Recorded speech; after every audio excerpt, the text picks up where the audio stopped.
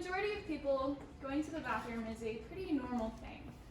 But for others, thinking about and waiting for that opportune time to use the bathroom is not a luxury that they can afford. Whether it's the overwhelming and sudden urge to immediately urinate, or if it's triggered by something such as a cough or a sneeze, many people find themselves in uncomfortable and often embarrassing situations. Does this sound like you? Hi, my name is Sarah Brickelman. I'm a registered nurse, and today I'm going to be discussing urinary incontinence with you. So UI is a fancy term for the loss of bladder control, which causes people to frequently and unintentionally urinate. The greatest symptom of this, of course, is wetting your pants, and this is commonly associated with severe feelings of embarrassment, self-consciousness, and also fear. Though it's often a topic of conversation that's generally avoided, it is very, very common, as an estimated 17 million people in the US have daily occurrences of bladder issues, so you're not alone. According to womenshealth.gov, 4 out of 10 women aged 65 and older struggle with UI. They are also twice as likely to get it due to factors such as pregnancy, childbirth, and menopause, which can often compromise the functioning of their bladder as well as the surrounding muscles that control and regulate urination, and the urethra, which is where your urine flows through. Women also have a shorter urethra than men, making them more susceptible to leaking. Men, on the other hand, can also develop UI, especially if they have an enlarged prostate, which causes extra pressure placed on the urethra.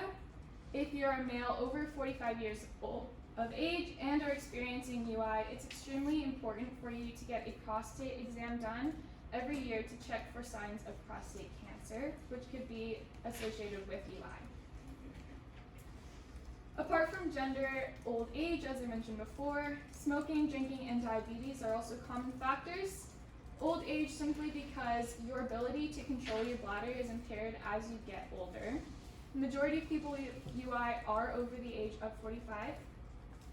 Smoking, carcinogens inhaled during smoking can collect in the urine, causing irritation to the bladder, as well as coughing, uncontrollable coughing spasms, which may result in leakage. Alcohol is a diuretic, meaning that it increases urine production and can contribute to greater incontinence.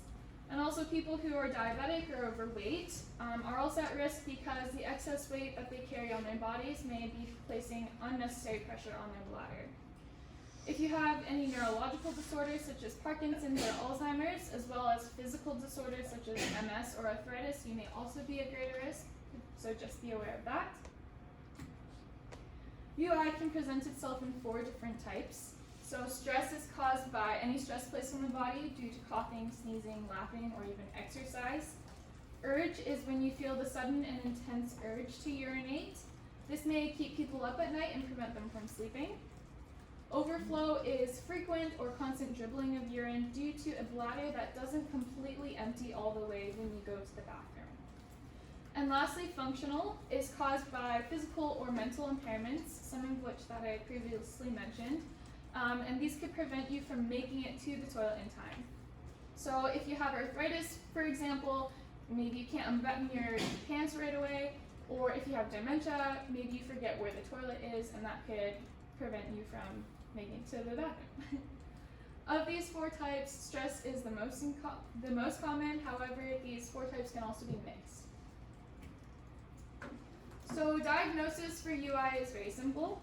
If you're frequently and unintentionally urinating, then it's pretty much a given that you have it. Your doctor may also suggest a urinalysis test to check for signs of a urinary tract infection. They may also do a post-void residual measurement, which is when they measure how much urine is left in your bladder after you go to the bathroom. And they do this using an ultrasound, which is just a special imaging tool. Be prepared to answer questions that your doctor may ask concerning your medical history. And it would also be a good idea to keep a bladder diary, which is just where you record how frequently you're urinating throughout a week. And this will help doctors to determine the severity and the type of UI that you may have.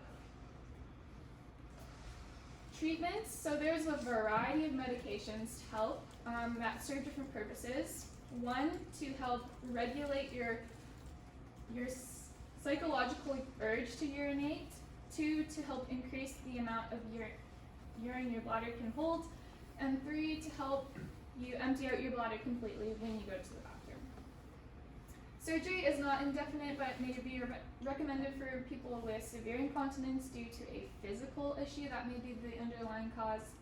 And lastly, a catheter, which is a tube with a balloon at the end, is inserted into the urethra.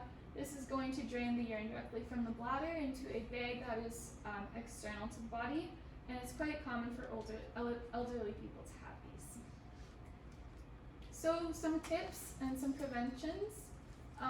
Avoid bladder irritants such as caffeine, alcohol, and acidic foods. Also eat more fiber to prevent constipation, as this can put pressure on your bladder also. Have scheduled toilet trips.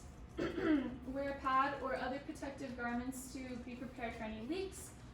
Practice pelvic floor exercises to strengthen your bladder muscles. And lastly, and most importantly, if you are an avid drinker or smoker, it's best to stop those practices. If you or a suspected loved one is suffering from UI that is negatively impacting their daily life, seek medical help immediately. UI is very manageable with the correct treatments, and it's important to talk to your doctor about any abnormal urologic conditions you may be experiencing, as your incontinence may be an indication of a more serious underlying medical condition. Don't be afraid or embarrassed to ask for help. We're here to help you. If you'd like some more information on urinary incontinence, you can check out these sources or ask me.